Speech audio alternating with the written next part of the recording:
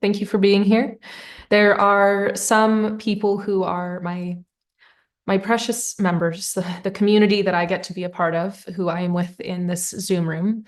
And those of you who are joining on YouTube, I actually would like to share with you all, before I really go into what we're going to talk about today, I just want to share with you that it is actually because of the people who are a part of this community called The Circle, which is a community that I helped start.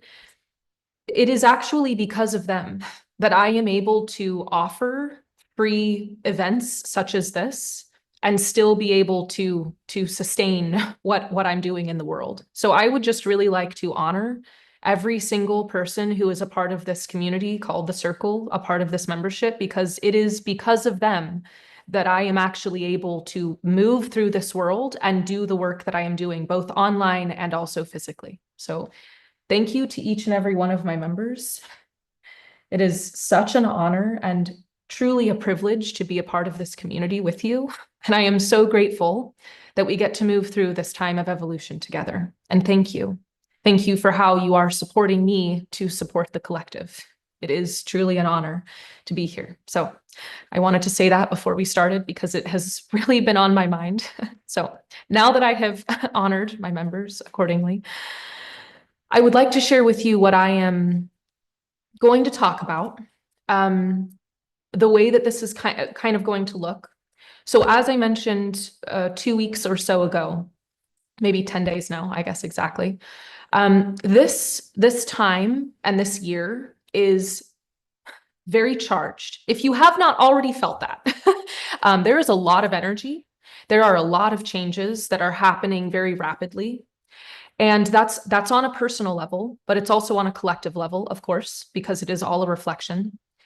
And there is some information that has come through that I would say is maybe a little challenging. And there could be some feelings of maybe that after we have this public forum today, that maybe you don't like me anymore because of some things that I'm going to share. And some of the information might land in it could land in a heavy way. If you allow yourself and allow your mind to go into a state where you are creating a lot of stories around what I'm going to share, there could be feelings of density. There could be feelings of fear that come up because of what I'm going to share. However, this is the reality of where we are. And if you are here right now, hearing these words, you are a master incarnate, remembering yourself as such. That means that you are capable of seeing truly the reality of where we are and responding accordingly without fear, without judgment. You are able to respond to what is being presented to you. So if at any time during this public forum, your ego comes up and starts to create fear within you, if you feel fear within your heart or some kind of anxiety, overwhelm, some dense emotion come up within you, this forum, even though we are not going to go into a meditation, you are surrounded and supported by the collective energy that is here. And there are many, many beings who are present here right now. And you have the support to release that cycle, to release that energy within you, to release the cycle of fear when information is being given to you, to release the pattern of responding with anxiety or overwhelm when you are seeing reality for what it truly is. So that is just something that I want to give to you, to practice that while we are moving through this, because it is a skill that you are going to really want to master this year anyway. And this is a perfect time to do that while I am kind of talking about the year ahead. So the only other piece that I wanted to mention, if you are someone who is supported by taking notes, then you may wish to take notes during this time. What I am going to do is go through these kind of topics, these primary topics that feel the most relevant and the most pressing in terms of what I want to share with you today about this year and about this time. So I'm going to go through them, And then when I feel the guidance to open it up to questions, then I'm going to open it up to questions. So the way that I'm a very organic kind of person in that sense. I just listen to the guidance as it comes. So that could mean that I might talk about one topic and then open it up to questions. So throughout this time, you are able to submit questions. If you are in my Zoom room, you can submit them to the chat. Or if you are on YouTube, you can submit them to the chat. And throughout this time, if any question arises during a certain topic, just put it into the chat. And then I'm going to be able to intuitively know which questions to answer that are going to be the most relevant and helpful for every person. In terms of answering the questions, it might be that I go through one topic and then feel inclined to answer questions right then and there, or I might go through multiple topics and then answer questions, or I might wait till the very end. I really am going to just listen to what is helpful and necessary, because this experience is going to expand your consciousness if you want it to, if you allow it to. What I'm going to be talking about today is I'm really focusing especially on kind of the first half of this year, but it is the year overall. You're going to hear me talk about kind of some specific months in the first half of this year, because when we get to the second half, that's when everything kind of changes a little bit. So I'm really going to focus on the first half and then themes that run throughout this entire year. So let's dive in. But before we do, let's all take a centering breath and place our hands on our heart so that we can be fully open to what is going to come through today. So wherever you are,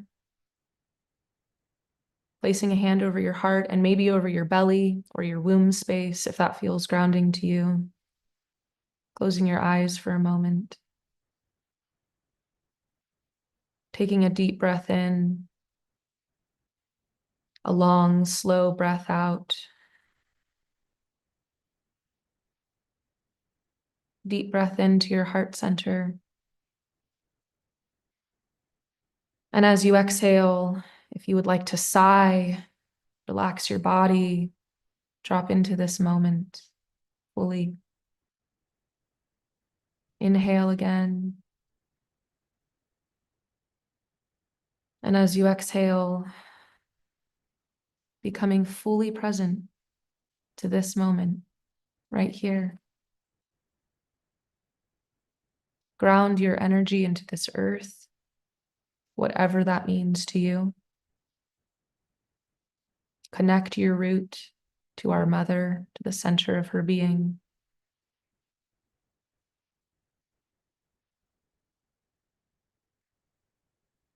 And really lean back into that support of this root, feeling held by the mother.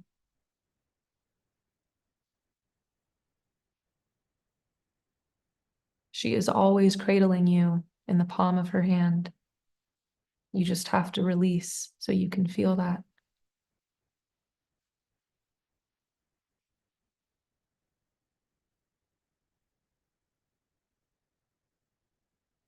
When you are ready, bringing your awareness back to this space, this community, opening your eyes. Thank you for joining me for that. So, the first topic that I'm going to speak about is transformation. That is what this year is all about. And as can be kind of implied and understood, transformation is a very expansive energy and also a very expansive topic, because we are experiencing transformation on a personal level and a collective level, as well as a global level in terms of societal changes and global structures, etc. I am not one to usually make statements like what I am about to say, but I clarified this many times.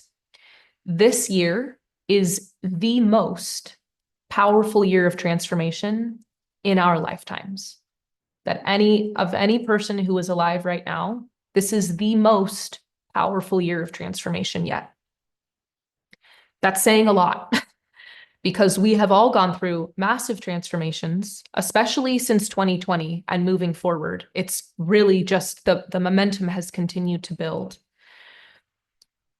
That means that this year, there is the most amount of energy to create and to complete karmic cycles, as well as individual cycles within yourself based on egoic structures and old paradigms that have been given to you, that you have inherited ancestrally or inherited from the collective. So, what I have noticed since the beginning of this year, it has truly been every day that for me, because of the awareness that I've had around this, I have noticed there have been times in one day in which I have completed a cycle of karma 3 different times in one day. When in the past, completing one cycle of karma could take many years, and I have completed 3 in one day. That's huge. And maybe you're sitting there saying, what does that even mean? What I mean is, if there is an egoic pattern that, again, has been inherited from your ancestors or just from society, in one day, you have the ability to move through every part of it and then tie it off and move on from it and be done. That level of energy and the capacity to move up in your consciousness is immense. Consciousness will continue to expand regardless of what we are doing. There are people who don't like it when I say that, but that is the truth because consciousness is its own energy and its own life. And yes, we have free will as to how we are going to participate in that. And it's still going to continue to expand, whether you choose to participate in it or not. The choice, however, when it comes to participating in that expansion, when you move through these karmic cycles and you complete these egoic patterns and finally release them, when you consciously choose to do that, you no longer are carrying the dense and heavy baggage of the past and of non-evolved consciousness with you while consciousness is expanding. It makes your experience much more enjoyable. It really does. If for no other reason, then do it just so that you can experience more joy during this time. Really finishing off and tying off finally those old cycles, things that you know you don't want to do anymore, patterns that you know you don't want to participate in anymore, ways of speaking about yourself or about other people that you know are not serving you or the collective. This is the time to finally complete that. And I am really focusing on things that are that small, that are that focused on the human, just the patterns of your speech, the tones of your voice, because the tone of your voice is the way that energy comes through you. And the words that you choose to use are the reality that you are choosing to construct. Things that are that simple. And then slightly more complex than that, the relationship that you have with yourself. That is a direct reflection of the relationship that you have with others around you, including the environment around you. It is time to be at peace in yourself. No more chaos and tumultuous energy that totally knocks you off your center, and then you're following that chaotic pattern and loop for a while. No more of that. This year, you have the ability, truly, every moment, to complete a cycle in the fastest amount of time that any of us have ever experienced in our lifetime. That's huge because the amount of support, wow, I just keep getting full body chills. The amount of support that we have as a collective and also you as an individual from these higher, more evolved energies that are surrounding us, your angels and your guides and other beings that are in different dimensions, the amount that they are wanting to support us and are actually able to come through this year is far higher and in a much more concentrated way than we have ever seen. So that last little pool that you need to cross the finish line of completion, you are able to do this year in a way that has never been seen before, because your guides are right there with their hand saying, you really got this. And they help you over that final last step of the finish line to just be done. So because of the level of transformation that is available this year, and because of the level of what we are also being bombarded with, which is quite the opposite to transformation, right? It is the sequestering and suppressing of transformation that is also coming through very strongly. Because of that, this year, if you do not already have a consistent devotional practice and a consistent meditation practice, this is absolutely the time to do that. And you are the only one who can make that happen in your life. You are the only one who can say, I'm going to choose to wake up 15 minutes earlier so that I can have 10 minutes to meditate and be in devotion to God within me. You are the only one who can do that for yourself. This is the year to establish that and to maintain it consistently. The amount of energy that we are being given in support of our transformation, you must remember, is also being balanced by the energy that is going against our transformation. We're not going to go into the conspiracy theories around why that is. Because that's not what we want to create more of. It's not actually necessary at this time to understand where the counterbalance is coming from, why it's doing what it's doing. It's doing what it's doing, and it's coming from the desire to evolve consciousness. That is enough to understand. There is no need to go into any story around where it's coming from, why it is here, because then what that means is that you're just creating more of that story. Then your energy is going into feeding that story and trying to understand why something is messed up, rather than giving your energy to your inner peace, to how you are evolving your own consciousness and what you want to create in this world. And if you are here right now, I know that what you want to create is heaven on earth. That is the only reason why you would be interested in anything that I have to say, is because that is actually what you want to create. That is the resonance that you feel within your heart when you are hearing me speak. It's that. It's the shared desire to create heaven on earth. So please, please give your precious and powerful energy to the creation of that within you, rather than trying to solve some esoteric mystery. It's truly not as important as your mind makes it seem. It's not. I'm going to get into a little bit more of that later, but I will just leave it at that for now. So some questions that I want to share with you. As I said, this is a year to maintain a devotional practice each and every day so that you are able to remember in every moment that you are a living prayer for all life. You are a living prayer. That means that each moment you have the choice of how you are going to pray. What you are going to bring to life in each moment comes from you. And each morning when you arise, if that is how you begin your day, is right here in the center of your creation, in the place where heaven on earth comes from and through your heart, you have the opportunity to choose how you are going to move through the day and what you are going to contribute. Because it's for you and it's for all life. So you must build more life within yourself so that life can flourish on this planet. You must create and establish a relationship with heaven in your heart so that heaven can be established on this planet.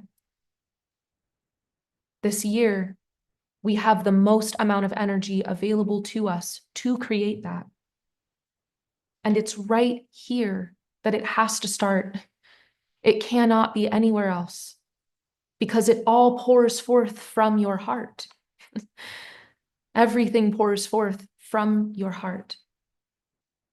So, how can you invite more of life into you?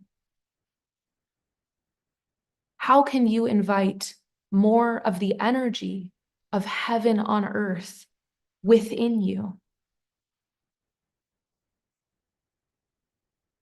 What is your relationship to life as a flow of energy? Have you considered how you can perceive life around you, life as a master, as a guide, so that you are being taught by the flow of life around you? And how can you perceive life as the creative force that comes from within you, so that you are also creating the flow that you wish to be in? That is where devotional practices come in. You are choosing each and every day to create the flow that you wish to go in with life. Life is a master and it responds to you. So, what is your relationship to it? What is your relationship to Gaia as your mother and also as you, as a master, as a higher self version of you, as another multidimensional aspect of you? How do you relate to Gaia, to Pachamama? She is the one that we are evolving with and through and as. So if you cannot answer what your relationship to her is, then there is a significant part of yourself that you are not in relationship to. This is the year and the time to establish that, to open to it with love and curiosity. So I will leave those questions with you. And I just want to say that practices that are going to bind you to this earth while you are establishing or perhaps reestablishing a relationship with Gaia is what is going to allow life to flourish inside of you and all around you. This year, the connection between Gaia and ourselves has never been quite as alive. The way that we are able to interact with the life on this planet as ourself, the veil in that way has never been thinner.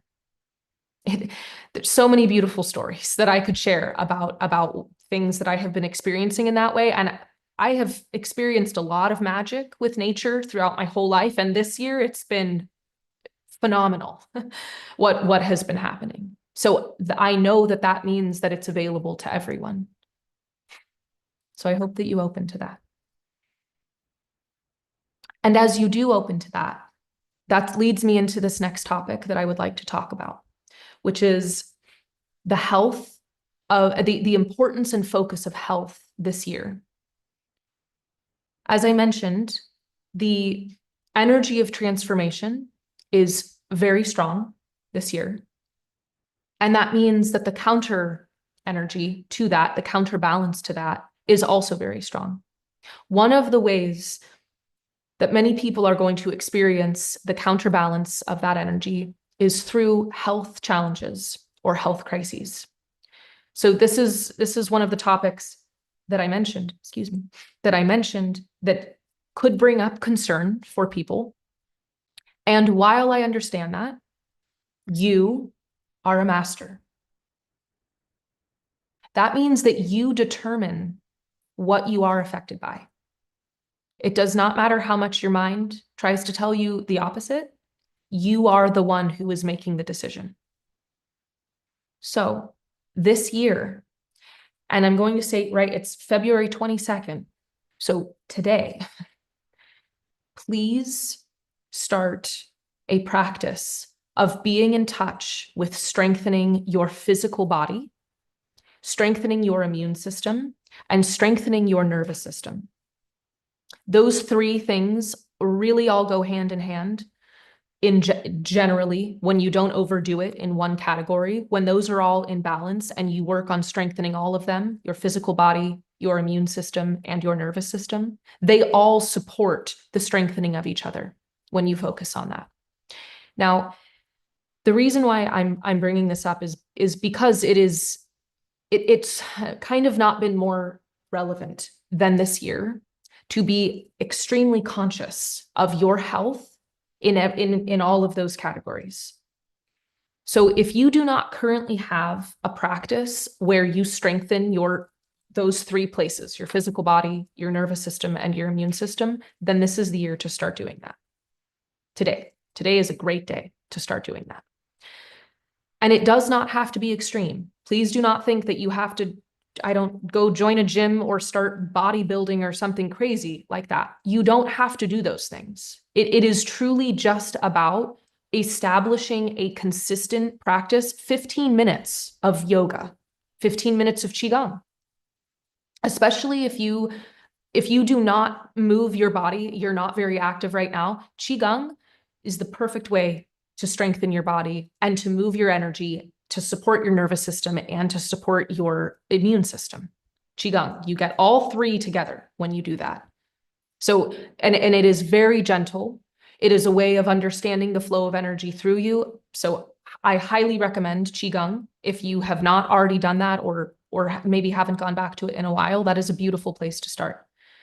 And it's really 15 minutes a day is all I'm saying. And I know that with a lot of work schedules, with children, with et cetera, your mind can say 15 minutes is not nothing.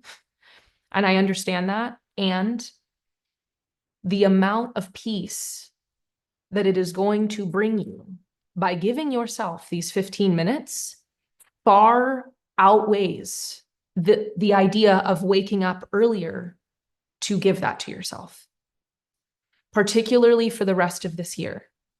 Right now, February, we're kind of in this a little bit of an in-between space where the momentum is picking up, but it has not taken off yet, guys. The momentum of this year has not yet taken off. So if you already feel overwhelmed or like the energy is crazy, then I really encourage you to get into a devotional practice with meditation and with supporting your physical body, because it is only going to increase. Right now, we're in this kind of gentle period. And I'm going to get into the later months, but I just want you to really know that. So the thing to do is to be very prepared for April. That's really it. So the end of February and then most of March, we have a little bit of this, the waves are a little choppy, but they're not that rough yet. So please establish this. I'm asking for your sake to please establish this for you so that you can be prepared for April. I am going to mention some specific things. On a collective level, we are detoxing old structures. We are detoxing old paradigms. The structures that once held monetary systems, especially, as well as societal systems that maintain tradition. That's the easiest way to say it. Those are being stretched and broken. It's not like we have a structure and it's just crumbling. We have a structure, it is being stretched to such a point that cracks are beginning to show, leaks are going to start coming through those cracks until eventually it breaks. That's going to take place over the next few years, but the stretching and the cracking and the leaking, that's all happening this year, which is why you want to be as strong as possible in your physical body, your emotional body, which is your nervous system and your mental state, and your immune system. So, because we are releasing all of those collectively, you are releasing those paradigms and old structures within you personally. Part of what is going to support health right now and this year is doing blood detoxing.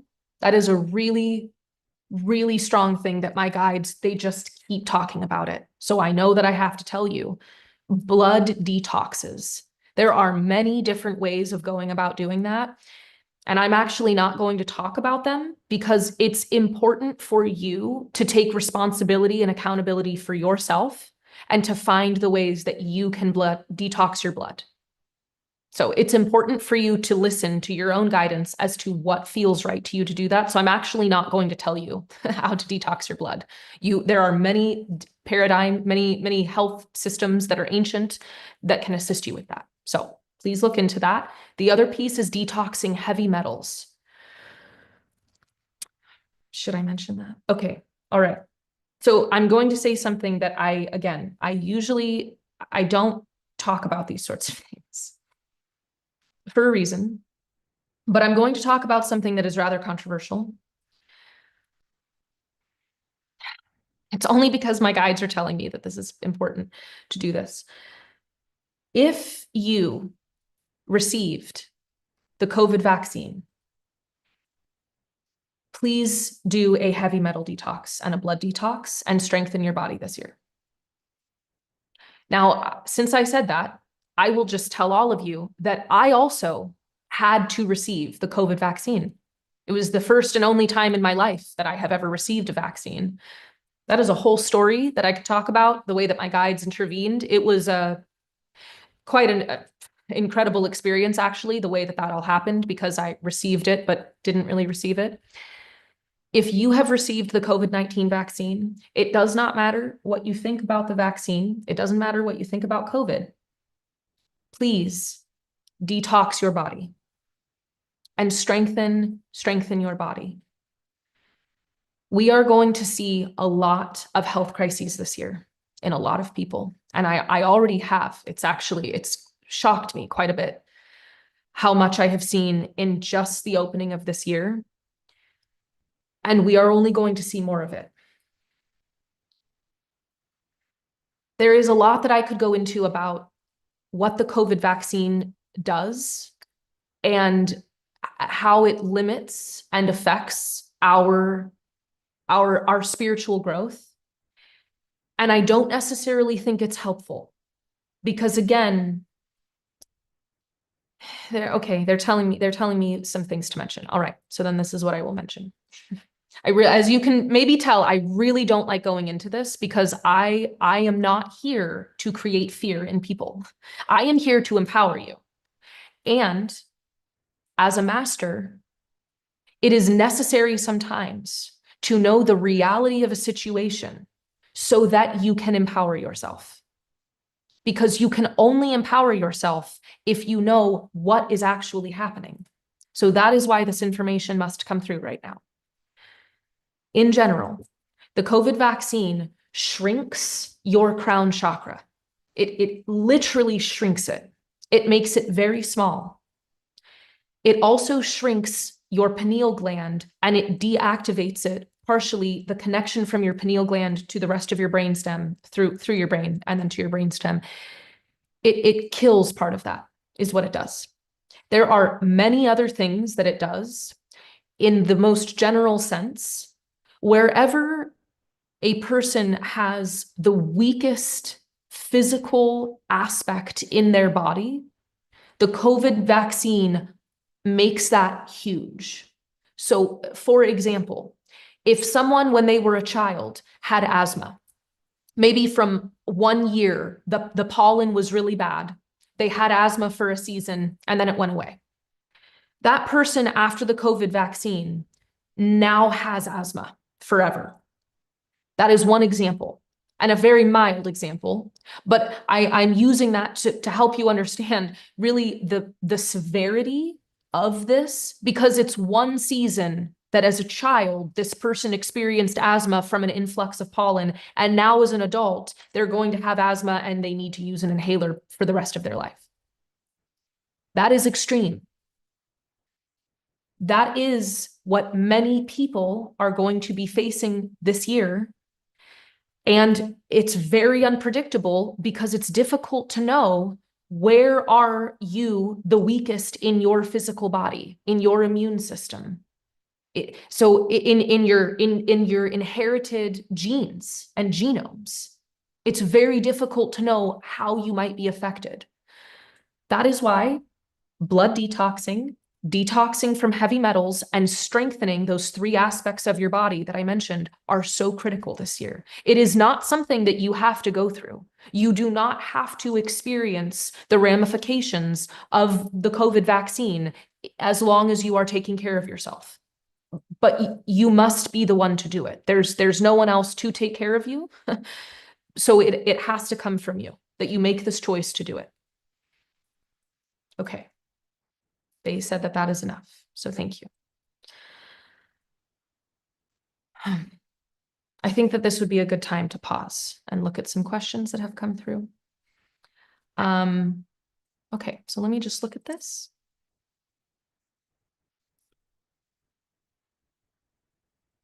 Okay, this is a beautiful question. So from Michelle, asking me to expand on how or with what method we can move through karmic cycles quickly. So thank you for this beautiful question. It is truly a matter of just choosing within you. In a moment when your ego wants to respond in the same way that it always has, you choose to make a different choice.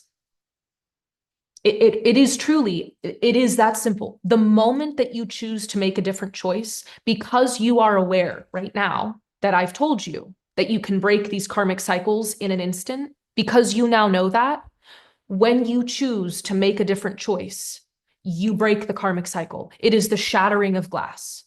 That is what happens. So, let's just say, if there is a situation in which you are feeling activated in some way, right, with frustration or anger, when you feel that way, and maybe the pattern that you have is, I'm just going to walk away, I'm just going to leave and be done with this. If that's the pattern that you typically have, and in that moment that comes to you of, okay, I'm ready to go, you say, I'm actually going to stay. I'm actually going to stay right here. And I'm going to make a different choice. And I hear that I'm activated inside. And right now I'm going to choose something different. Right there, you have just broken a karmic cycle. You have just broken every cycle and pattern that is related to that karmic cycle. You have also broken in that one choice of doing something differently. And that is a very broad topic that I could go even further into in regards to how you are forming even your day-to-day habits and experiences. So if every day you get up and do the same exact thing, and every day you feel kind of okay, but slightly overwhelmed, this is a really good time to totally change what you do. To put things in a different order, to include a devotional practice, to include meditation, to try something new so that a new part of you comes forward. And there are so many little simple ways that this can happen. Truly, like, it is really the smallest things. For example, try brushing your teeth with your non-dominant hand. Tiniest thing. But if you don't do that, if you don't use your non-dominant hand to brush your teeth with, you are all of a sudden, your mind is in a new place because you're doing something that you don't normally do. And a new perspective begins to develop within you. It truly does. Again, especially this year. So thank you, Michelle, for that question. It's very helpful. And I guess I'll give one other thing about that. So the example that I gave is in a kind of moment practical experience. But let's pretend that same scenario that I gave as an example. You have the pattern of walking away, and maybe in that moment you do choose to walk away. You fall into the same pattern that you always do. You walk away. And then later you realize, I had a choice there and I walked away. That is the perfect time to go into a ceremony to release that pattern. So you had an opportunity in the moment to release it completely, but you can still honor the learning of what came through by performing a ceremony, just a personal little ceremony, and release it. You can write down on a piece of paper, I release the pattern of walking away when my ego is activated. You can burn that paper. You can tear the paper up and bury it. You can give it to the ocean. You can honor the releasing of that pattern in any way that feels good to you. But doing a ceremony is another way of completing that in a again, a more ceremonious way. And it doesn't have to be huge. It does not have to be a 2-hour ceremony. It can be very brief and just personal with yourself. So just wanted to give that as well. Just looking through these questions.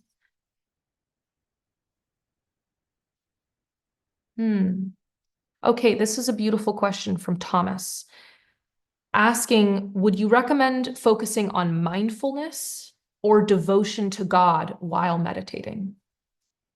Beautiful. Thank you. So I'm actually going to say both. However, I want to give a little bit more context about that. So mindfulness is the practice of being fully present with what is arising in the moment. That means that when you are doing a mindfulness meditation, you are being fully present with every thought that comes through, every emotion that arises in your body, every sensation that you feel in your body. You are present to that with no resistance in your field, and you are simply allowing it to be there. That is an example of a mindfulness meditation. Mindfulness is also a way of living life. That's the purpose of mindfulness meditation, is that once you open your eyes again and you're moving through the world, you are mindful in every moment. That's the idea. That's kind of the goal, if you will, of doing mindfulness meditation practices. As masters who are here in physical flesh, you already know how to be mindful. It is kind of the most basic level of meditation and of just awareness. And I know that you already have that. Your ego may try to convince you otherwise and distract you, but you already know how to be mindful. You are already hyper aware, which could be part of the reason why if you experience overwhelm, that you experience it, because you are actually hyper aware, hyper mindful of what is happening. The practice then becomes, when you are in devotion to God, to yourself as God, and to God as the being that has created all of this, to the energy of love, to the creator, to source, however you wish to see it, you are now choosing to have that be your primary operating system and no longer operating from the egoic structures that are in the mind. So each and every day, I will just share with you my own personal practice. Upon waking, I smile always, happy and grateful to be alive on this planet another day. I express my gratitude. Upon waking, once I have moved through hygiene stuff, I do Qigong. Then I enter into a devotional state in which I completely give my energy to God. My heart is fully open, and I am in devotion and in reverence. Typically, that looks like me crying a lot, because the energy of God is so strong and the love that is coming through is so concentrated. I tend to cry. And those devotional practices, they look different, really, just based on what I'm feeling for the day. So sometimes it might be devotional music that I am singing to, devotional chants, it might be dancing, it might simply be praying. It changes each day. But once I have done that, that is then when I go into meditation. And part of the power that I have recognized from that practice of going in that order is that now that I have just opened myself fully to God, my heart is wide open. So my ability to create, as I mentioned earlier, create the flow that I am wanting to experience in the day is tenfold as powerful, because I have just opened my heart so much and connected with the energy of God in such a way that it doesn't compare to not being open, to going in kind of closed and then slowly opening your heart over time. So I know that that's a lot of information and doesn't directly answer your question, Thomas, because I'm wanting you all to find the practices that work for you, find the pattern that works for you. and the type of devotional practices and the type of meditation that really assists you. But mindfulness, that is being in a meditative state throughout your day. And I encourage you to do that. And in terms of practicing, practice mindfulness for 5 minutes a day by just focusing on your breath. That is mindfulness. Inhale, exhale. Inhaling for 4 and exhaling for a count of 6, pausing and then repeating that again and again. That is called functional breathing. That rewires your nervous system and strengthens your immune system, by the way, that type of breath. Practice that for 5 minutes and then go into your devotional practice if you wish, or into another form of meditation. That could be a nice balance to do both. Oh, this is such a good question. Okay. And I'm going to highlight this and come back to it because we're going to get into that. Okay, so yes, this is beautiful. Adriana, thank you for this question about healing. Adriana says, can we use sound healing to heal our DNA? The answer is yes. So this year, please just experiment with every alternative health practice that calls to you. Go try them. Go to sound baths. I think it's called a harmonic egg. Try a harmonic egg. Go to trying other therapies that we have, like red light therapy, a sauna, a temescal. If you have a sweat lodge that you can go to, please go to a sweat lodge. That is the womb of the mother. Wow, talk about the power of healing is in those sweat lodges. Wow. So alternative health practices that you feel called to, please just go try them all. Sound healing is a phenomenal technology that finally is really coming back up into our consciousness. We are more fully understanding the power of that. Please go experiment with sound healing in all of the ways. If you have the tone bars, you know what I'm talking about, that you use on the body. If you have those, they are set to certain frequency. Thank you. Yes, tuning forks. I knew one of my members would support me. Thank you, community. Yes, tuning forks. If you have tuning forks available or know someone who has tuning forks, please go play with them. Go play with the tuning forks, try them on your body and see how you experience healing. Particularly if you go in, I want to remind you all, the power of invocation and the power of intention. When you go in with the intention of, I am going to heal my DNA from any distortion caused by the COVID vaccine, as a random example, if that's your intention, and then you say, you call in, you invoke higher powers, and you say, I welcome my angels, my guides, my higher self, and the ascended masters who guide me to support my intention and support my healing today through sound healing. Right there. And then you go play with tuning forks. That completely changes your experience. Rather than just kind of going in a little unsure of yourself, saying, yeah, well, Eluña said this was a good idea, so I guess I'll go try this out. No. We are going with the energy of certainty, conviction, a strength in your path and in your center. So go in with a clear intention and invoke the energies that are here to support you. They want to be invoked. They want to be called on. So do that. And thank you for that question, Adriana. Okay. Okay, this one last question before I go back. From Charlotte. Will the DNA changes be more challenging for those who have had the COVID vaccine? And this is why detox is so important for the DNA upgrades. In a short summary, to answer your question in one word, the answer is yes.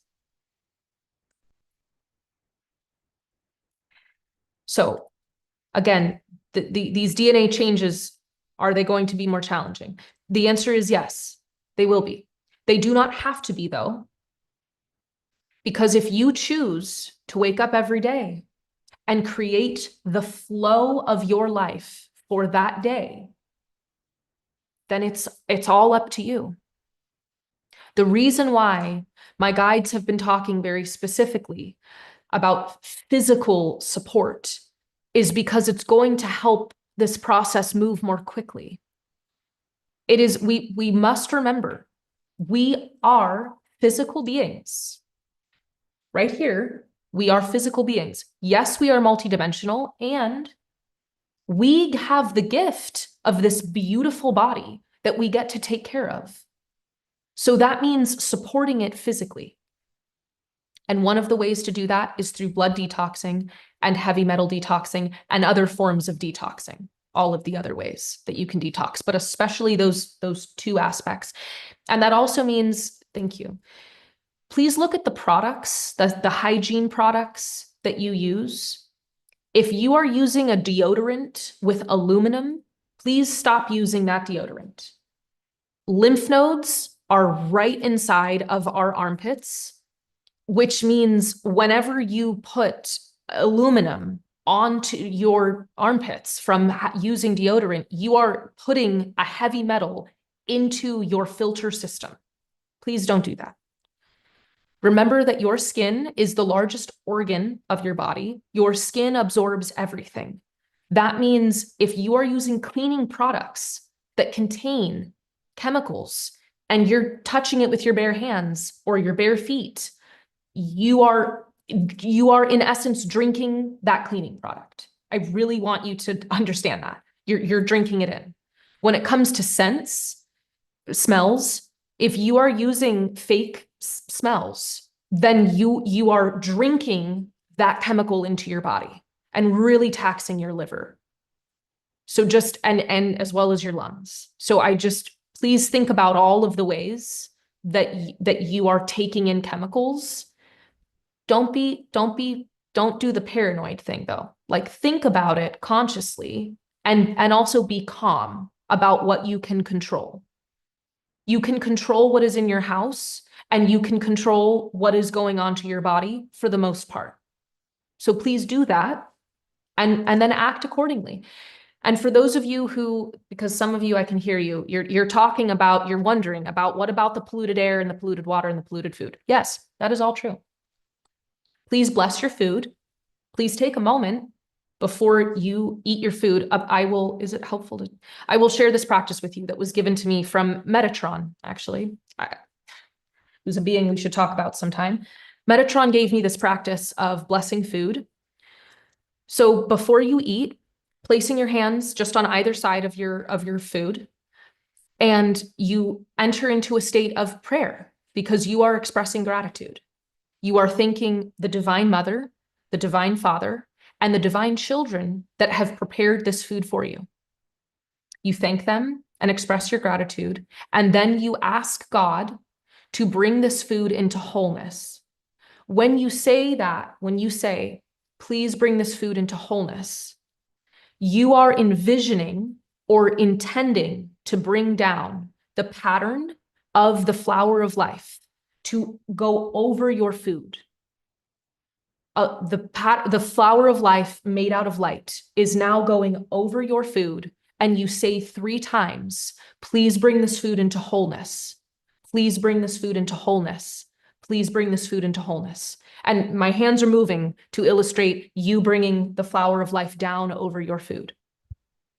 For those of you who are sensitive to energy, you will actually feel energy coming through you and through your heart when you are doing that. Just so you know. So that is what I recommend with food. You can do the same thing with water. Always bless your water and say thank you. If you have a bottled water or whatever, a filter, writing on a piece of paper, love, harmony, peace, you can never go wrong with the flower of life. That is the image of wholeness. You can just place the flower of life onto your water. That will restructure your water. When it comes to the outside air, your skin is absorbing any pollutants that are in the air, and you are also breathing it in. That is part of the reason why you want to take care of your health as best as you can in every other way, because the other ways where they're actively trying to kill us, you have some protection against that. When it comes to your skin, using oils to cover your skin before you go into a shower can be very helpful. That is an Ayurvedic practice called Abhyanga is the technical term. And usually you do it in a massage way of massaging these oils into your skin. That gives you this layer of protection because less things can penetrate the layer of oil when it's over your skin. So that is just something for, again, you to look into and consider. That is not me telling you to do that. But if you are really thinking about the absorbing of chemicals through the air, then that is maybe something to consider and look into. Okay. And for the type of oil, that is really, I would recommend that you find out what your dosha is because it will be easier for you based on the type of oil. I will simply say that a cooling oil is sunflower oil, and an oil that is helpful for people who are like me and a little bit more airy, a little bit more etheric, sesame oil is what is helpful for you. Okay. So the next topic that I want to talk about is the deconstruction of old structures, which I was mentioning earlier. That's part of the reason why we are moving through this time of detoxing, because it is quite truly the societal detox is the stretching and the cracking of these old structures. And as always, that's happening within you as well, which is why the energy of completion is so strong this year. You are able to just transform and complete something, break and end karmic cycles so easily. So there are structures that originate within your own self and that you have inherited from ancestral as well as from parallel life experiences that are within you. And it is your responsibility to break those. And in general, you have some idea as to what those are. And and then once you break one, there's another one for you to give your attention to. So please just remember that and be gentle with yourself. It's not that, please do not think that once you break a structure and you kind of have this healing process with it, that then when something else comes to your mind, you then feel ashamed or feel badly about yourself because you say, wow, I just did all of this work. I just did this ceremony and I thought that I would finish this. And now there's this other thing coming up.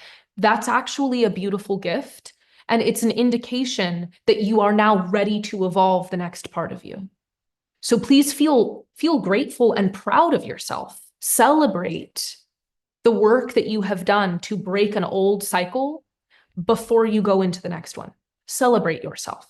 And be proud of yourself, even when your awareness comes up and you say, oh, wow, here's another thing. Say, I'm so grateful that I have this awareness, that I have the capacity to see that there is another cycle within me that's ready to be let go of. And when I am ready, I am going to complete that. Please acknowledge that.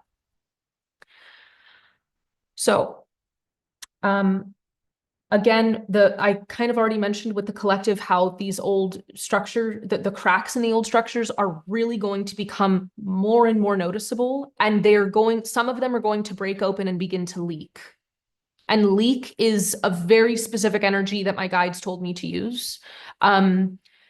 Because there's a lot of leaking that is happening in terms of power being drained away. So that also means that you want to fortify yourself so that your power is not being drained away while you are witnessing these old structures breaking. Your only job is to maintain peace and harmony within yourself so that you are able to create that. Because again, leads me right into the next topic that I wanted to talk about, which is the power of creation this year. Because all of these old structures are breaking, and because we are completing cycles, there is an abundance of energy to create with. A huge amount is just kind of around because of this energy leaking. So you could be, if you choose to be in the path of this energy leaking, you might have it wash over you and feel really overwhelmed because all of this energy is pouring over you and you say, I can't breathe. I'm overwhelmed by this. Or you can choose to remember the creator and the master that you are. And when you wake up, you can get into your rhythm so that when you experience that outpouring and flow of energy during the day, you have the choice of how you are directing it. That's what you get to choose between. So I highly encourage the latter. To be able to wake up and know that you have a choice is far more empowering, but you have to actually choose that. It doesn't just happen. It is something that you will have to choose. So that's also part of the reason why, again, here we go into what I usually don't talk about. That's also part of the reason why all of these health crises are going to be coming up this year. It was done very intentionally because of the amount of energy that is available to create with. If you are stuck in bed, or all of a sudden you're given some diagnosis, you are not really in a place to create heaven on earth. You are focused on how am I going to surmount this health challenge? Do you see how big of a distraction that is for people? Everybody has something going on with their health, whether it's their physical body or their emotional or mental health. How many people do you know personally that are just 100% great most of the time? I really hope it's a lot of people, but that's not how it is for me. Most people I know, they have something going on. And when your energy is caught up in just trying to take care of your physical body or your mental and emotional body, you don't have a lot of desire or power or energy left to create with. So we are reclaiming that. And part of the reclamation of that means empowering your physical and mental health through practices so that you can create. When we begin to create our lives, and we choose to live in the world of our creation, the world of our dreams, we naturally become more peaceful and more loving. Naturally. It is just the effect that takes place. And we end up with a desire to serve, to care for, and love all of life. Because when we feel good, that's all we want to do. We just want to give. We just want to serve. We want to offer everything we can because we are overflowing with vital life energy. That is why these practices, this devotional practice that I'm speaking of, what you are doing is inviting God to fill up your cup so that you are overflowing with love, overflowing with it, so that when people are in your presence, they are drinking that nectar and they say, oh my God, I don't remember the last time that I felt this much love.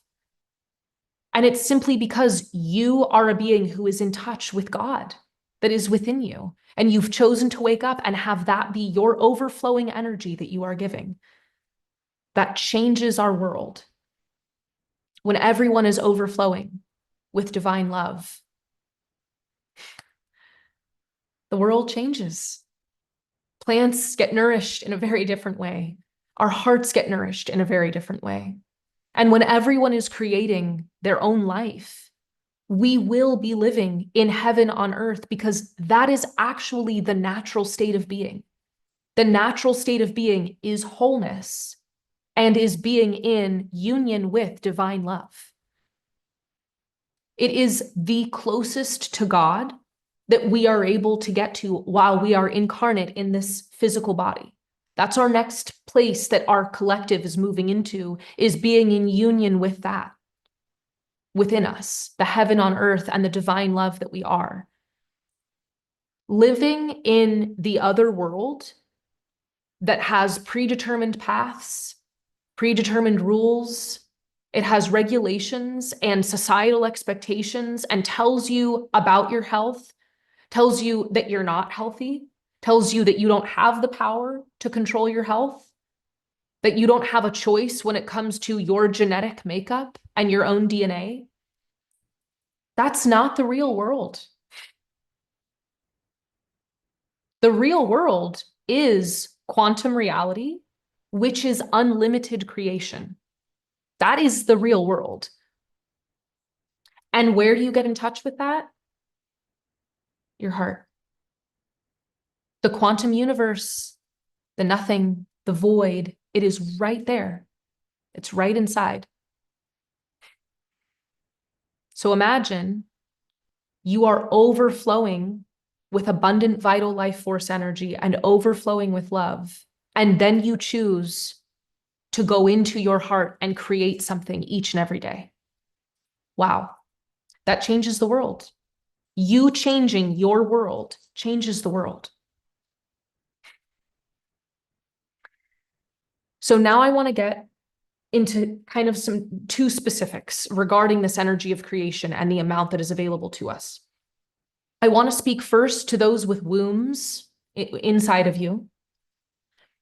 This right now, especially, I want to really remind you, before April, so right now especially, is the time to release and clear old trauma from the womb space to allow the creative energy to flow through you.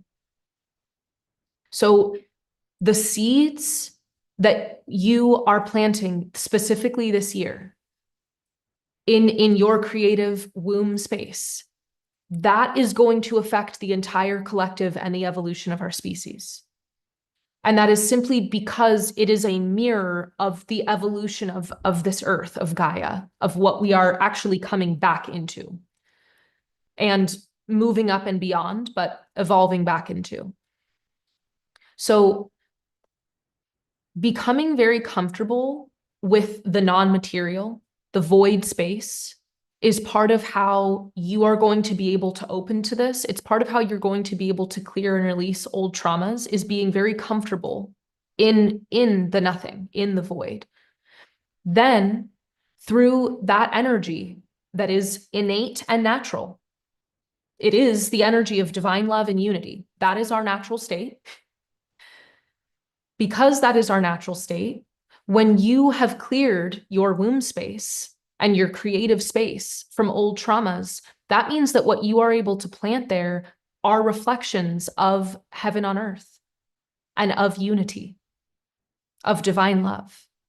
That's what's able to be accessed. That's what's able to grow in that space when it is no longer being held down. Or another way of understanding it is the desertification of the planet. When one space on a planet becomes very dry and barren and water no longer can go there, there is no longer life flourishing there, it becomes a desert. When we have traumas within our womb space, within our creative field, it becomes like a desert. We are no longer able to create in the same way because these old traumas are preventing our creative life flow, the water, from entering that space. Because it is so easy to clear and release trauma this year, focusing on that part within you is very, very helpful. Even if you have done work previously, it is helpful to come check back in with it and see what is happening in your womb space. And yes, this final piece just about that is coming, and I'll say more about this later, but really coming into integrity by recognizing your ability and the effect that you have on the evolution of life through the seeds that you plant in your womb space. That's this other piece. And I'm going to go a little bit more into integrity in a moment, but I just want to give that also to you with your womb because of what you're able to grow. And because of the evolution of where humanity is going, our womb space as just an individual is joining with the womb space of the mother. And so that is why we have this personal responsibility of being very aware of what we are planting within ourselves so that we can be aware of what is actually going to show up here in the physical world. Now, when it comes to people without a womb, something that is very important is, and I will just say, this is really for masculine energies, like whether you are a male or not, it's really about the masculine energy within you. There is a focus on becoming responsible and getting in touch with your anger, and the compulsion to control is really going to be highlighted. And that is partially because the expansion of these old structures, the breaking and the expansion of these old structures cracking away, it will naturally bring out this anger because the structure was put in place by a lot of masculine energy, and it was put in place with the desire to control. So it's just a natural side effect that individually masculine energies are going to be feeling the frustration and this breaking apart of things. So it's very helpful to go into the void in your own self and to be able to honor the darkness and the nothing that is within you, so that you are comfortable with not being in control, so that you are more comfortable with things flowing through you, possibly having emotions arise within you, and being able to move through that and not change it. That is part of how your role as a masculine container is supporting what I was speaking of previously with these seeds being planted in the womb space. Because your ability to be a container that holds the growth of what is happening and actually nourishes the seeds that have been planted, that is part of what you have the option of doing. When you do not have the desire to control within you, and when the fire of anger is not running rampant in you, which will just destroy the seedlings. And if you try to control the seeds, the plants will not grow naturally. So that's why those two pieces very specifically are highlighted. And again, that is true for every human, because we all have a masculine and a feminine side. So being aware of your womb space, the traumas that come from your creation as the feminine, and then as the masculine, being responsible of where anger and the desire to control comes up within you, are important for every single person. Those are just some very specific things that I wanted to get into. So yes, before I go into this, I will look at questions again.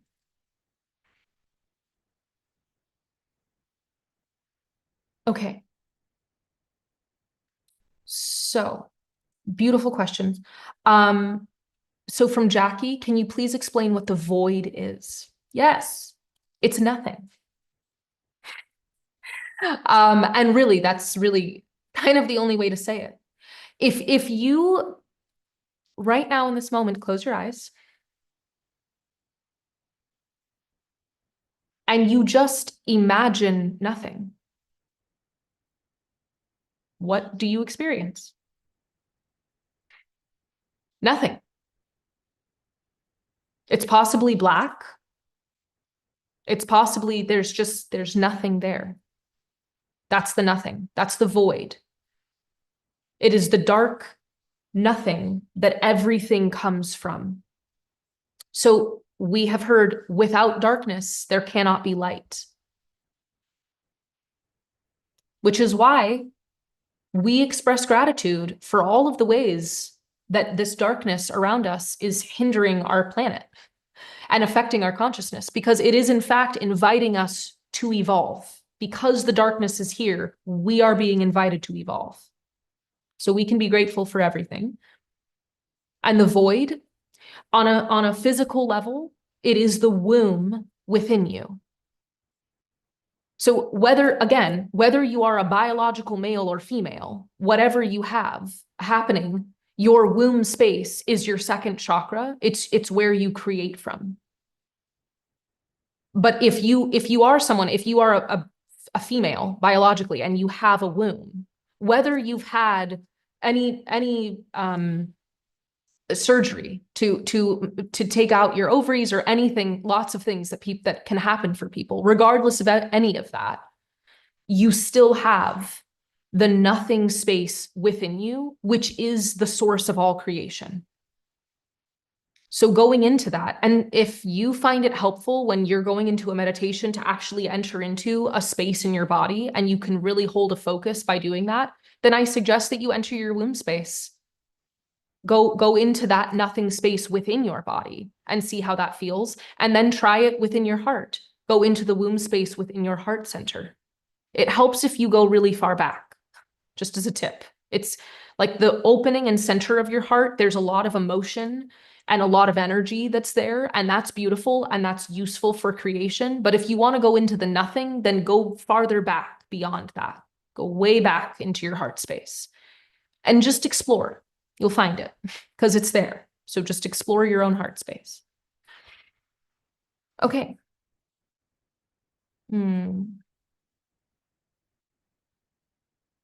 Okay, I will go back to,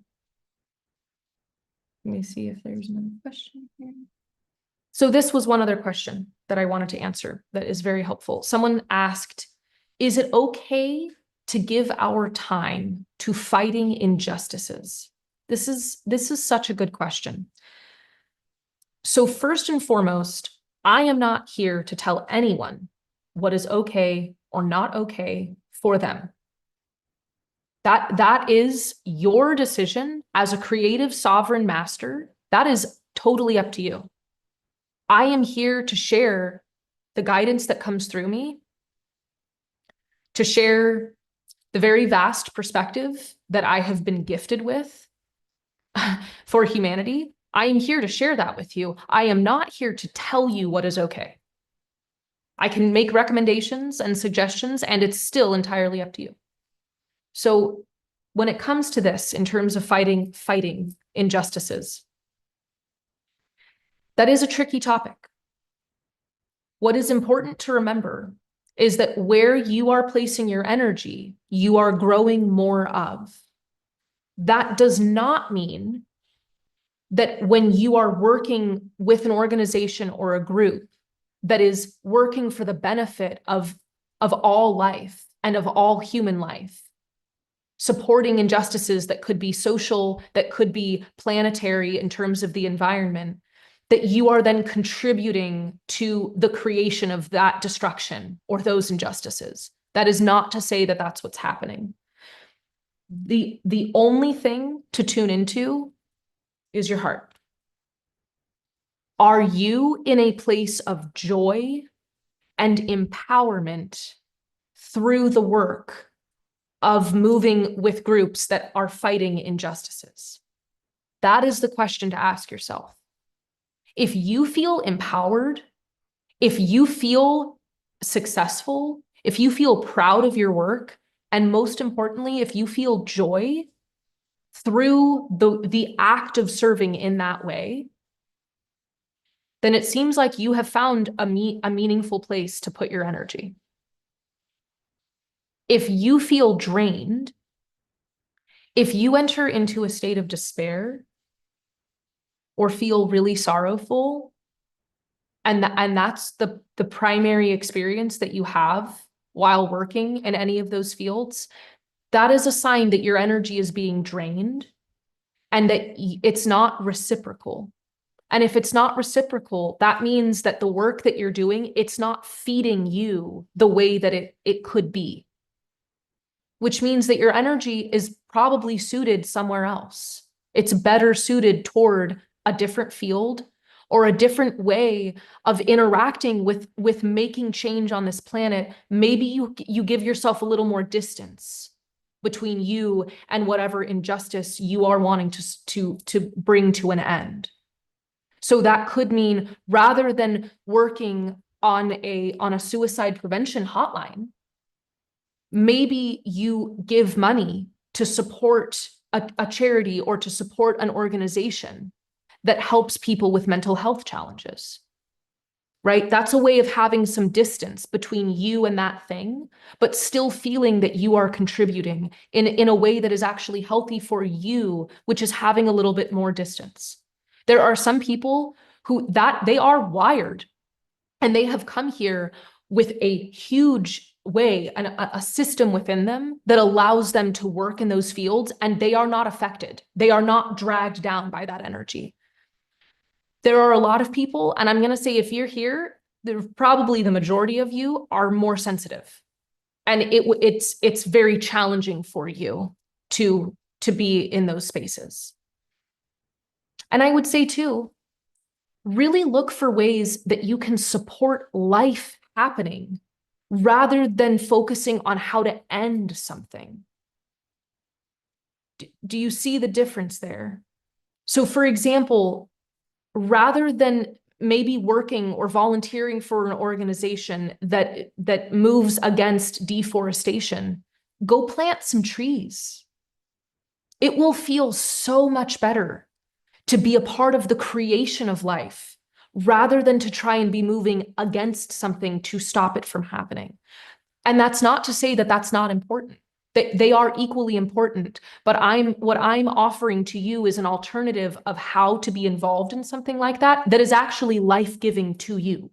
It will be more reciprocal if you are part of creating life rather than trying to end something. So that is what I wanted to say about that. And now I want to talk about May. So April is going to be challenging. Let me just say that again, straight up. So right now until, wow, it's 2-2-2-2-2 right now. So rather than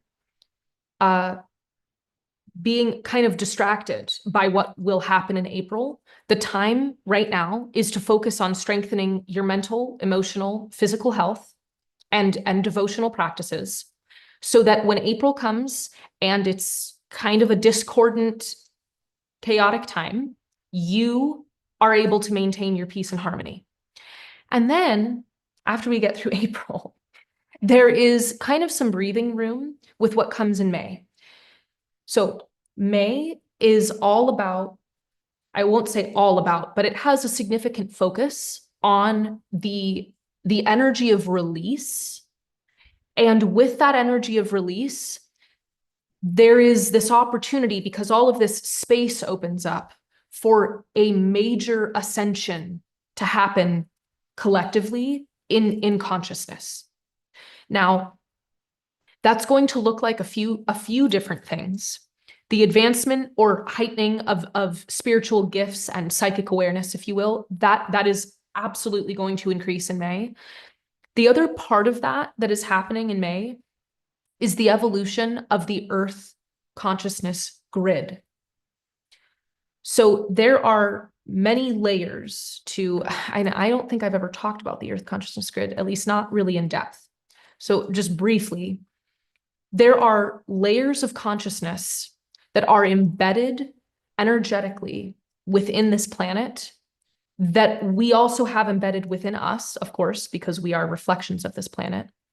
And they support the expansion of consciousness. They support the evolution of consciousness on this planet. There are different layers that have been brought here by different star beings, star nations, the Sirius beings. There are layers from the Lemurians, from the Atlanteans, from Christ. Christ consciousness is one of the layers of the Earth grid consciousness, as an example.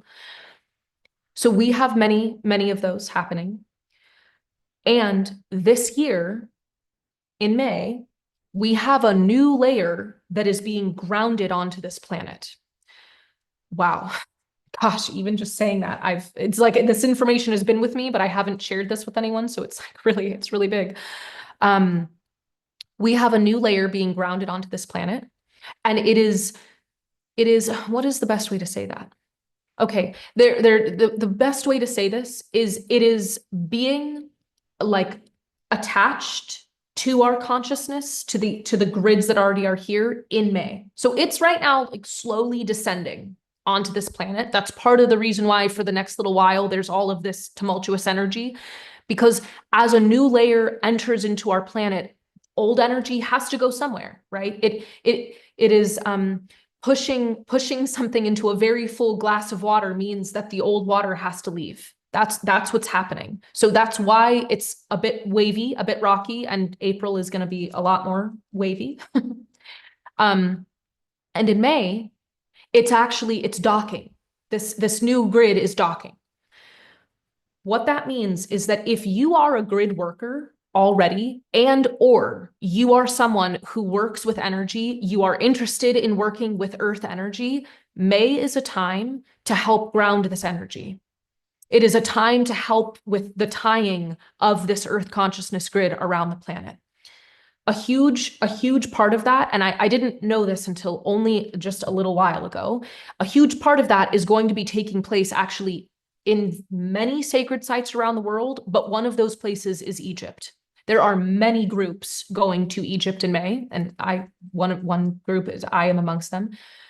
And part of the work that is happening there is this shift, and like I said, the displacement of the masculine energy, the distorted masculine energy, in place of the harmonic feminine energy, the energy of the mother. That is what's being replaced, and again, this other energy being displaced in the month of May. So there are major opportunities to assist with the evolution of the collective consciousness, and again, very specifically, the Earth grid consciousness in May. And since I know that you're here, I know that you want to participate in that, and you are meant to participate in that. And the best way that you can help with that time is by right now focusing on yourself. So for the next, you have 2 months, basically. You have 2 months and a few days of February left. You have March and April to really, but especially March, because April will be a little bit rougher. So you have a month to really focus on yourself, strengthen your practices, strengthen your ceremony, your prayer, the way that you invoke energies.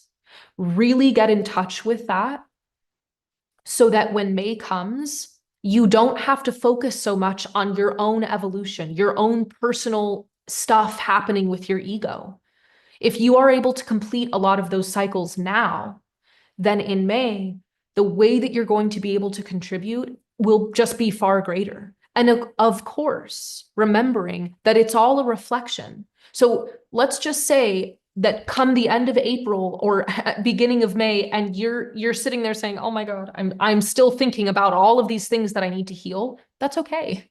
Because your evolution is also tied to the evolution of the earth. So please remember that they go together, and you have a huge opportunity right now and through March to really just tie these things off so that when May comes, you are feeling strong and empowered and fully ready to help the collective, to help the evolution of this Earth consciousness grid.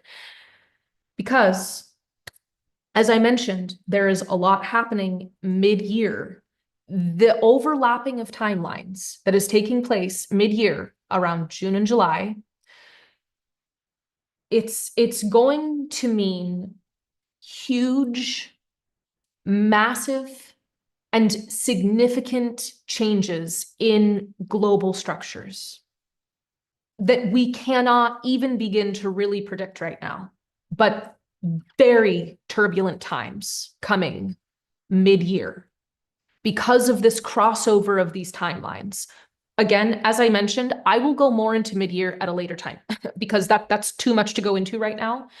But the reason I'm bringing it up is so that you can really know you have this huge opportunity to evolve and release karmic cycles within yourself so that come May, you have the opportunity to support the entering in and the evolution of this new Earth consciousness so that when June and July are here, it is smoother. It is easier to move through the energies and the massive changes that are coming because of this timeline overlapping. Okay, so I feel like that's they're saying that is sufficient. So I will leave it at that. And just remind you that you want to be able to offer assistance rather than needing assistance. So strengthen yourself now so that when the time comes to offer assistance on an energetic level, you are ready to do that. Okay. Because there is so much creative energy available, I'm now going to get into talking a bit about our multidimensional selves and the integrity that needs to come with all of that.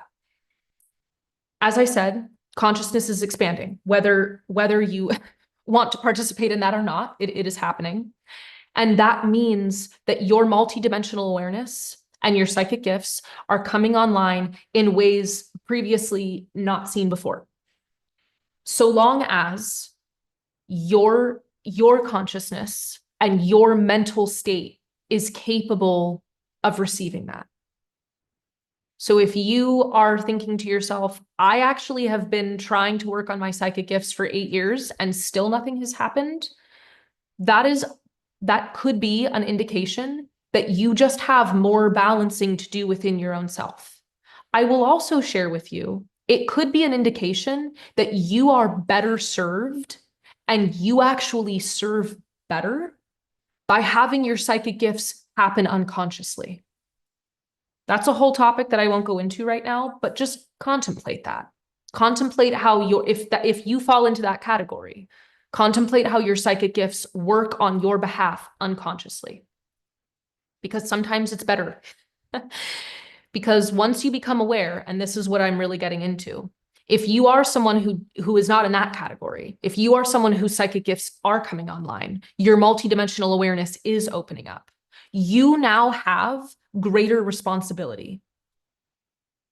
Your integrity has to be in alignment because you are able to see and witness things and also to affect the creation of things in massive ways with multidimensional awareness being open and awakened within you.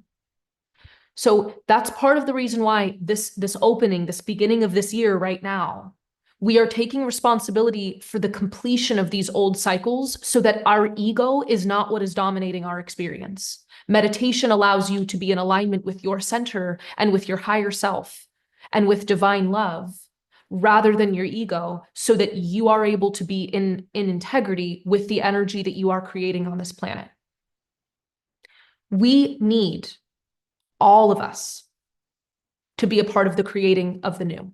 We want as many of us as possible to be involved in that. It will make it much easier and much more fun. It will just be more fun. The more of us that are part of the creation of the new and are in alignment with integrity, the more enjoyable it will be. Yes, the faster it will happen, but that's not even really the point. It will just be more enjoyable to move through this process of creation with more of us together. So be part of building the new instead of needing to release the old by the time May comes around. Move through as much of that as you can right now. Get rid of it. Let it go. Complete it. Hold ceremonies for yourself. We have an incredible ability to be in touch with our multidimensional selves this year because of all of the transformation and the creative energy that is here. And the cracks that are happening in the veil and the old structures are supporting our multidimensional awareness to open up. That's part of what is also cracking and breaking away, is the old veil keeping us separate from our multidimensional selves. That does mean, again, if you fall into this category, that it's already happening for you. And when it does begin to happen for you, we have greater responsibility to be aware of our energy, the effect that we have on our inner self, on the reality around us, and the reality of the collective. So really entering into a place where you are so committed to being in integrity with your energy by having devotional practices that align you to peace, to love, and to harmony, that you are actually able to contribute to creation rather than needing to receive more. Being a caregiver rather than a caretaker.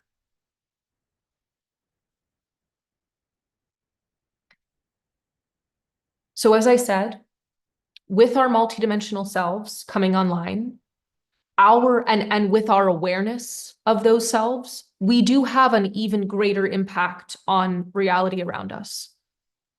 Which means as you maintain peace and harmony within yourself, you will also create peace and harmony outside of yourself. The energy that is coming in and the energy that you're going to experience this year, it is very heightened, as I mentioned, and very concentrated. And that means that it is possible to experience the feelings of overwhelm and just being a little bit more on edge, kind of uncertain. But when you have a practice of coming to your center each and every day, it doesn't matter how rocky things get, you're able to maintain peace.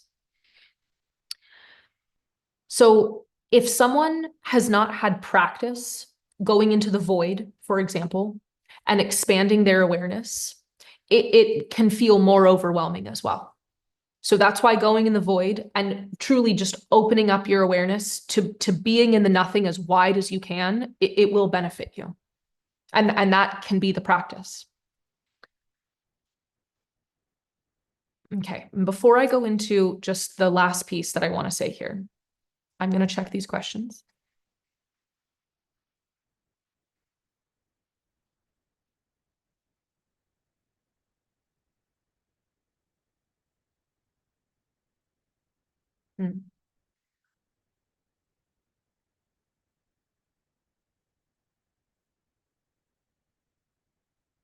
Okay, so that's a beautiful question about how to embody and anchor divine feminine energy. So divine feminine energy, which by the way, just to be fully transparent with my own practice, that is something that I am moving through and working on myself. Everything that I'm talking about, I am also practicing, just so you know that. Me sharing this is not saying, yeah, I have all of this down. This is me sharing with you where we are all at. So I am also practicing how to embody and anchor divine feminine energy. And what my guides bring me to consistently is the energy of leaning back, being very surrendered, and also it's the energy of allowing. You just allow things to move to you and to move through you. It is the flow. That is what the divine feminine is, whereas the masculine is holding. The masculine holds so the feminine can flow. So any practice, again, that's why I also mentioned Qigong. Qigong is about the flow of energy through you. It's about how to have energy flow through you effortlessly. That's the practice of when you are moving in Qigong, you are doing so effortlessly. That's feminine. The feminine is effortless. It just happens. It just goes. So any practices that align you to that is going to help bring the feminine energy more within you. And it will also help do that on the planet. In terms of what can be done with anchoring the divine feminine energy, and I actually will go into that at another time. Perhaps I will hold another public forum like this if people have found this to be helpful. And you can write about that in the comments or something if you wish to, if this has been helpful for you. But if it is, then I may hold another forum like this to talk about, especially May, because it's a really big month about how we are going to evolve the Earth Consciousness Grid. And of course, I will be in Egypt during that time. So I won't be able to talk to you while I am actually there. So I will try to do it in April at some point, again, if people find this helpful. And so I will talk more about what that really actually looks like in terms of affecting the Earth Consciousness Grid when we get there, because the people who are coming to Egypt with me, they may not know it right now, but they are part of the evolution of the Earth Consciousness Grid. It is a very specific mission that the mother gave to me that I was not aware of when this initially was coming through, and it has become clear in the last month or so of what is actually going to be going on during that time. So I will talk more about that a little bit later, but in general, for you as an individual, practices that bring out the divine feminine is where to start. And thank you for your question. So here's the last little piece that I want to say. This is talking about oh, okay, sorry, it's actually not so little. So I want to talk more about our multidimensional selves and then go into a little bit further about kind of this year of being rebirth in the Phoenix. And then that's really where I want to leave this. Each one of our multidimensional selves comes out in specific environments. So that's very helpful for you to know so that you can be very aware when you are moving through the world and you are in different environments, such as being in the city versus being out in nature, as just a very simple example. A different version of yourself is going to come through. Each one of our multidimensional selves have unique and special gifts, and they have talents that our higher self uses to bring forth the highest wisdom, the highest healing, the highest timeline for our greatest good. For example, I will give an example for my own self. When I am out in a nature environment, that is when this multidimensional aspect of a fairy elemental self comes through. That's what people perceive. That's not actually what my multidimensional self is, but that's what people perceive. People perceive a fairy. And that is because of the impact that I'm having on the environment. And it's actually because I am a mantis being. That is the other aspect of my multidimensional self, which I have not shared that, but that's part of the reason why I am involved with the Earth consciousness grid, because that's what the mantis beings do.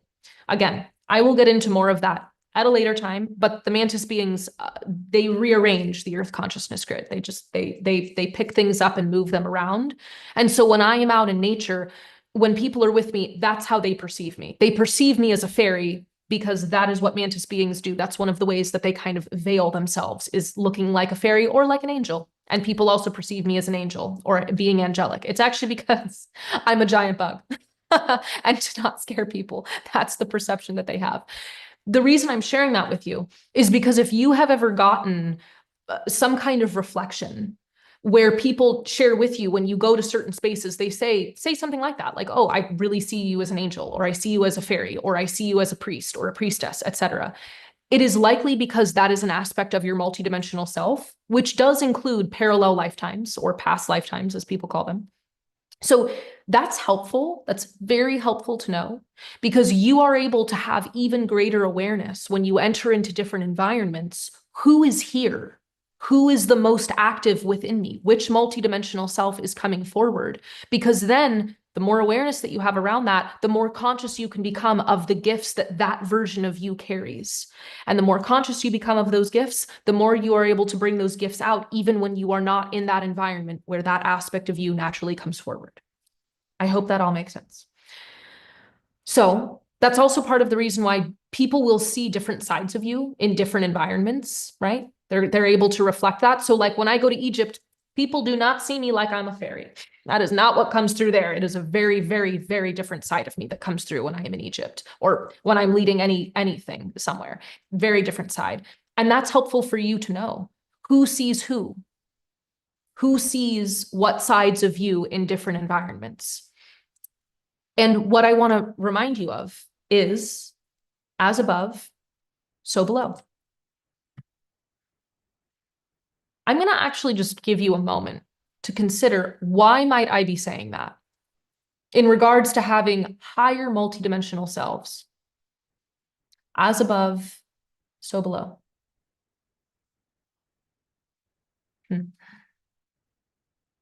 I wish we could be together so that I could take some answers, some guesses from people. But if you have the idea that it maybe is related to your egoic self, then you would be spot on. We have multidimensional egoic selves that come out in different environments. Beyond that, is that okay to mention? There are some of you who have multidimensional selves that are not in this dimension, that you are the higher self for. Yeah, that's a mind-blowing piece of information that I learned recently. So your evolution is not just for you. It is on behalf and for the benefit of multidimensional beings spanning through dimensions and time. Not everybody has multidimensional selves that are in another dimension, not beneath, but in a different dimension, that they are the higher self for, but most people here do. The majority of the people here do have that. So being aware of the multidimensional aspects of your ego, very helpful. That's part of how you are taking personal responsibility for the effect that you are having on the environment around you, is by being aware of the egoic version of you that is coming out in a different time and a different place. By the way, some of them are very helpful. It's not that your ego is something to be destroyed and that you should be upset with. I have an egoic aspect of myself that absolutely loves to serve people. When people come to my home, I love serving them. I love cooking food and hosting people, like elaborately. It's one of my favorite things to do. That's an egoic aspect of myself. And it's not unhelpful. It only becomes unhelpful if that part of me starts to create distortion within or starts to create some kind of disharmony within myself. That is when then now that ego is having more control rather than me using the gifts that it has to create something beautiful. So if your higher multidimensional selves have gifts and skills, so do your egoic selves. What are they? Learning what the gifts and the skills of your egoic selves are is part of how you master your entire self holistically. So if you have not recently, perhaps, or maybe ever, made a list of all of the gifts and skills that you have as a being that are just human gifts and skills, it'd be very helpful to write that down, to make a list of those gifts and skills. And then you could make a separate list, if you felt inclined, about the gifts and skills that you feel your multidimensional self has. If you have an inclination that you contain a certain gift, such as energy healing, then you do. I just want to make that as simple for you as possible, where you're like, but what if it's actually just my ego? It's not. It's not. If you have an idea that you can do something, then you can. If you have an idea that your multidimensional self contains a certain gift, then it does.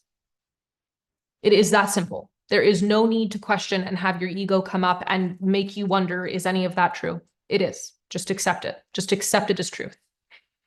So it could be helpful to make a list of those two aspects. This human egoic self and selves that you are in charge of, the gifts and skills that it contains, and then the gifts and skills that your multidimensional self contains. Because the more aware that you are of those things, the greater those things can grow within you.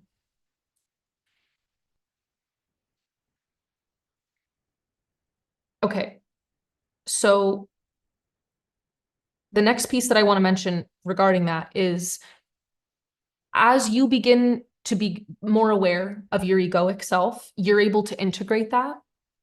And that allows your multidimensional self to fill that space. So just like I mentioned with this, the energy of displacement, of placing one cup into another full cup of water and the water leaves. By integrating your ego so that you come into unity with having essentially like two versions or three versions, three selves of your ego, more or less. That allows your multidimensional self to take up more space within you and within your awareness. That allows your higher self to be what is coming through you the majority of the time. And that is what you want. You are working for that. So integrate the ego. And part of the way that happens is completing those cycles that we talked about. That is the integration of the ego. The completion of karmic cycles, the breaking of old patterns is ego integration. It's all the same thing. So seeking ways to do that right now during this time, incredibly helpful. Okay, what is the last piece that I want to say here?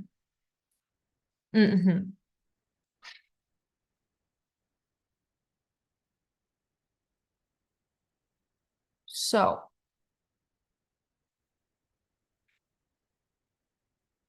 yeah, this is the final piece that I really want to say. The more deeply and intimately that we know and love ourselves, the more we are able to integrate all aspects of ourselves, our ego and our multidimensional self. Then we are also able to have more compassion, more patience, and more love for everyone else. When you are not perceiving the world through egoic aspects, and you are perceiving the world through your higher self and or multidimensional aspects instead, things do not land quite so personally. You are really able to see When someone is coming at you with anger, with fear, you are genuinely able to feel compassion for them because you recognize, wow, they are really suffering. That person is suffering. And that's why I'm seeing this pain come out and be projected onto me. When you're able to have compassion, you're able to forgive because you recognize that it is truly all innocent. It's all innocent. That does not mean that you continue to stay in an environment and be bombarded by toxic structures. That doesn't mean that you do that. It simply means that you have a higher awareness and you are truly able to just let go, to not take things personally, and to truly forgive. So learning your inner world and how to restore peace within your own world and integrate these fragmented parts of the ego is a direct reflection of that happening on earth in the collective. That means peace and harmony is restored around the earth, and these fragmented egoic projections that we can see in society, they become unified again.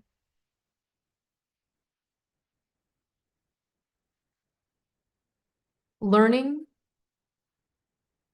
being in touch with, and choosing to be in devotion to the divinity within you is how you reawaken the sovereign within you. And the liberation for all beings is the result of the awakening of that sovereignty.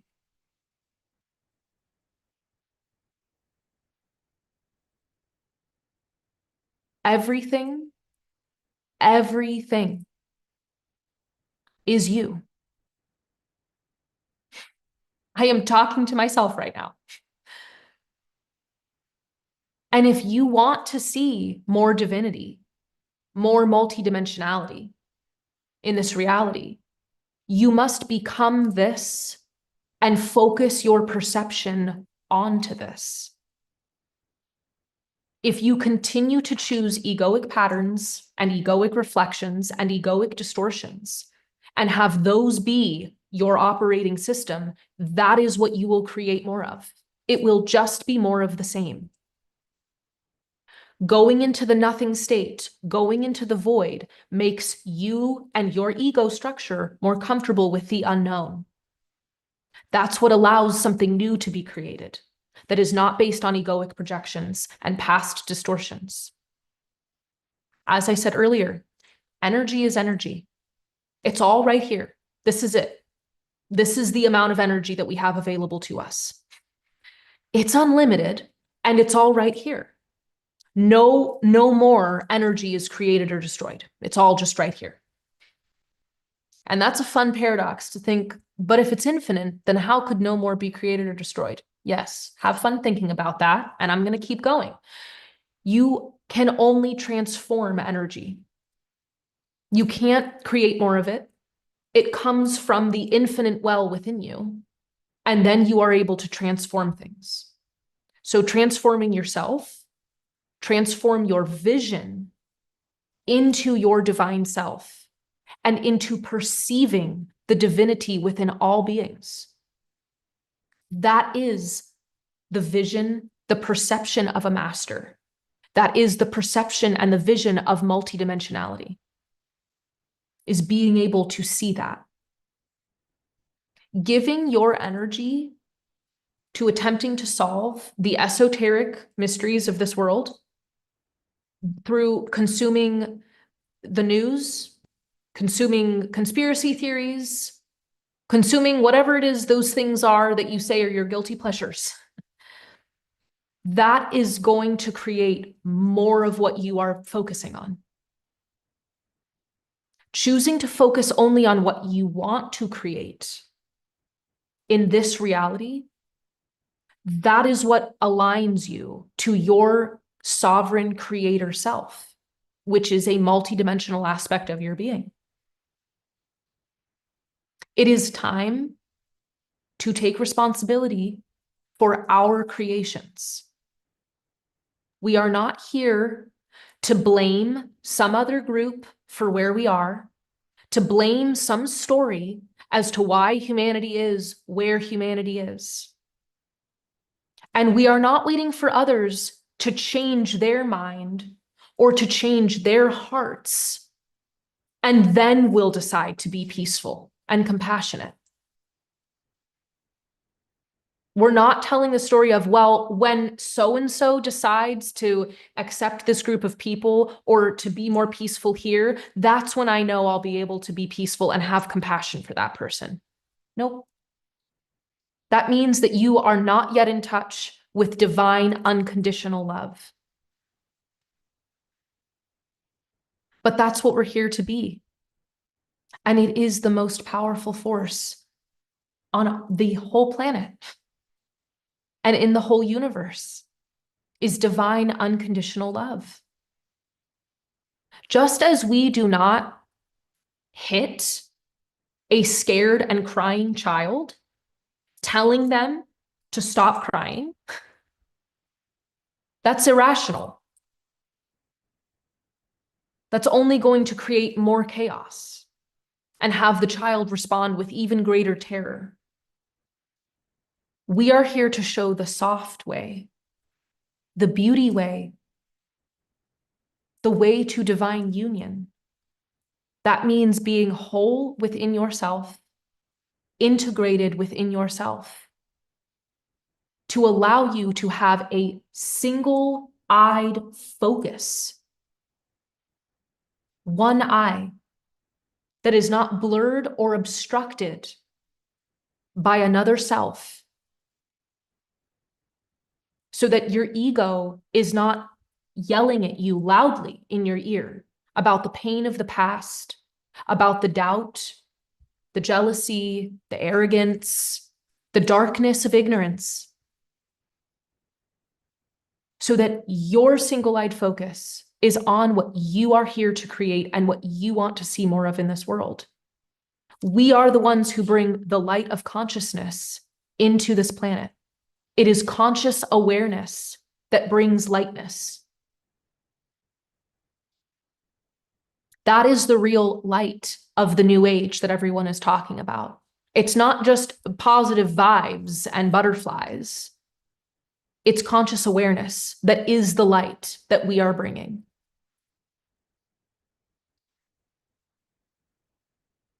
It is our sacred role and our sacred right, as well as our sovereign gift of creation, to become heaven on earth. This is the time. And I ask with wide open arms and a wide open heart to please join the angels, join the others, join your galactic family of light and your multidimensional selves in creating heaven on earth. Live in this frequency and you will create more of it. Think in this frequency and you will add to the communal imagination of all of the ways that it is possible to bring heaven on earth about. It adds to the potentials that are available in the quantum field.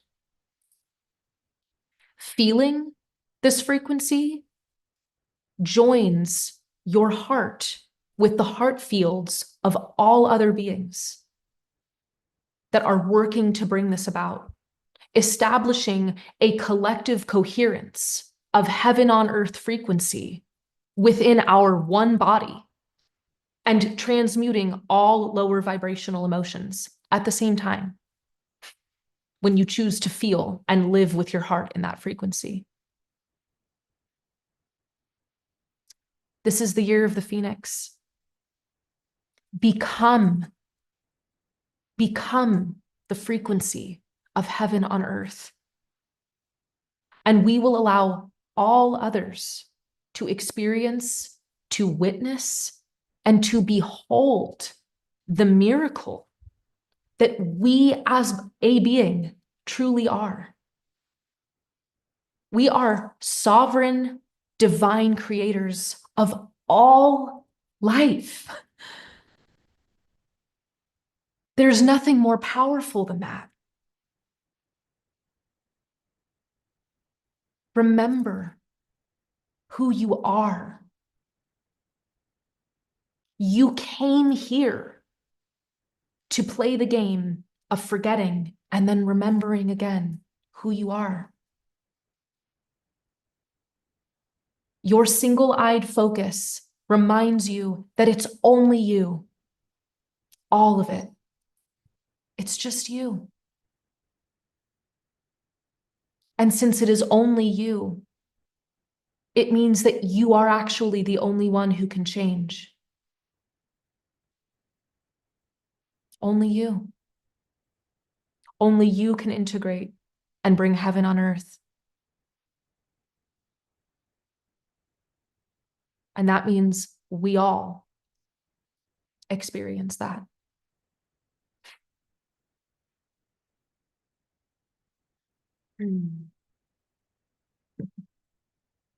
Right, my guides are saying that is sufficient, as they say. So I want to thank you, each and every one of you, for spending, my goodness, these 2 hours with all of us. Thank you for being open.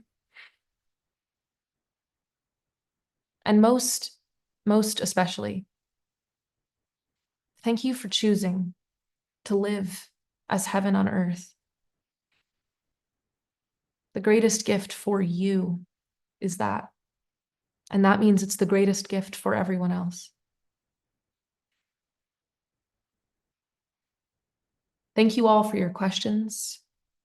They were wonderful and really added to this. And as I mentioned, I am very happy to hold another public forum in this kind of fashion.